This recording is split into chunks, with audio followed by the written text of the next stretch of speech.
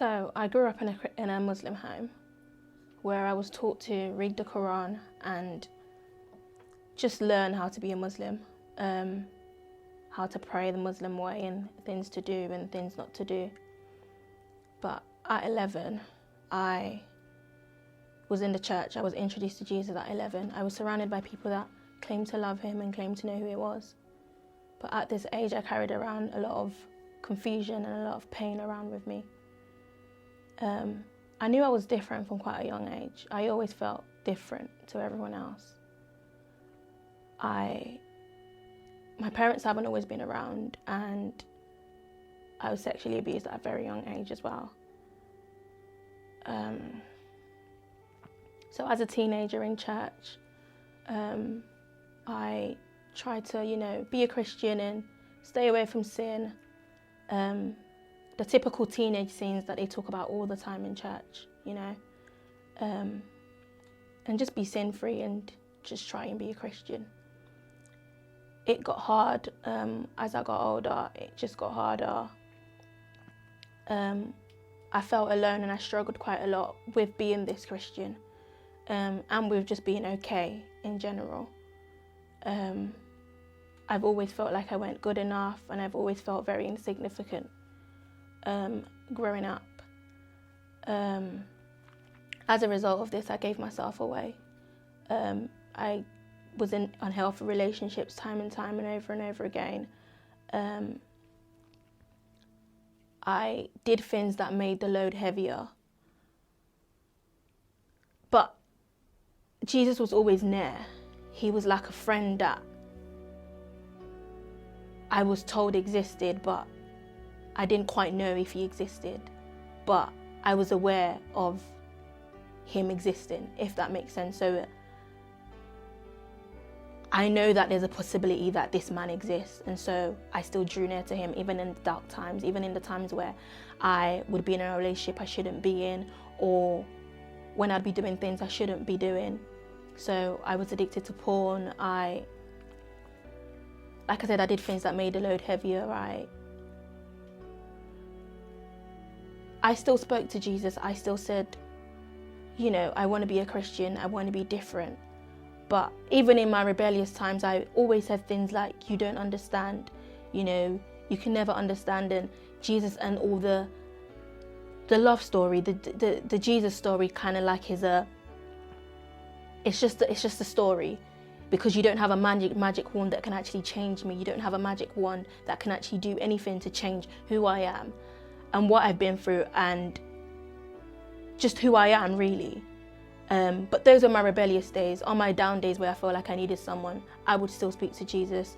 I would still look to draw some sort of hope from him. So like I said, I did things that made the load heavier. I was always rebellious. I always did things that Christians wouldn't do, but I was in church anyway. But you get tired. You get tired of feeling the same and being the same.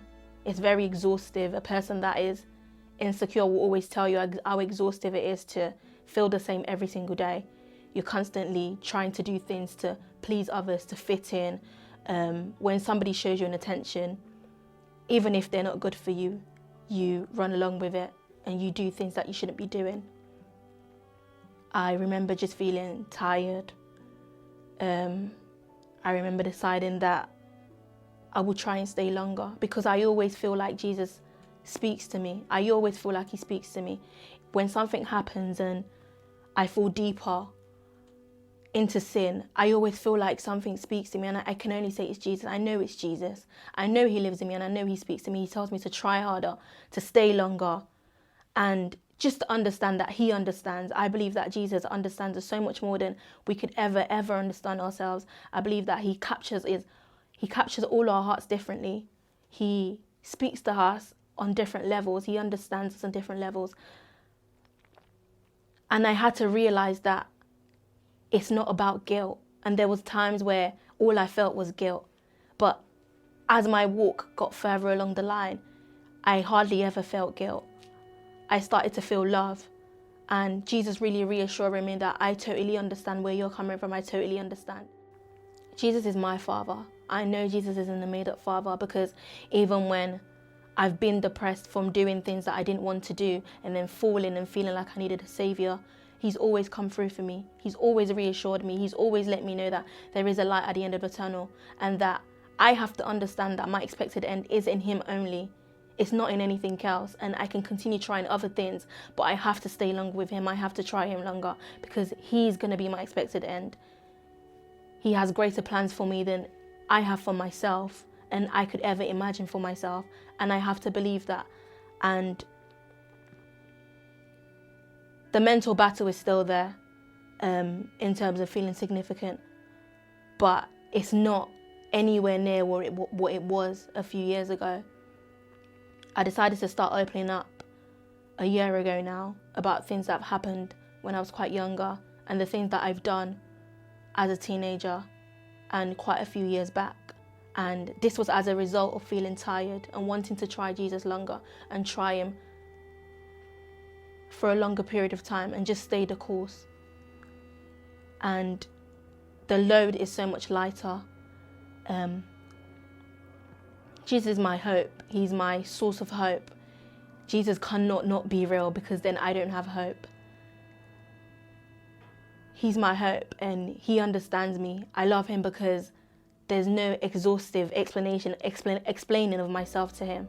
He gets me more than anybody can ever understand, and He's captured my heart differently. I used to be a person that was also quite bitter, and just not being able to sort of show affection or love in any way and hold good relationships. But Jesus has changed my heart. He allows me to put myself in other people's shoes. He allows me to not be judgmental, to think about it twice, just to consider other things and just be someone that is approachable and someone that is relatable. He teaches me to be like Him, and my heart hasn't always been a happy, loving heart. But Jesus has changed my heart, and not only has He changed my heart, He's changed my pain and just my perspective on life, and He is my hope.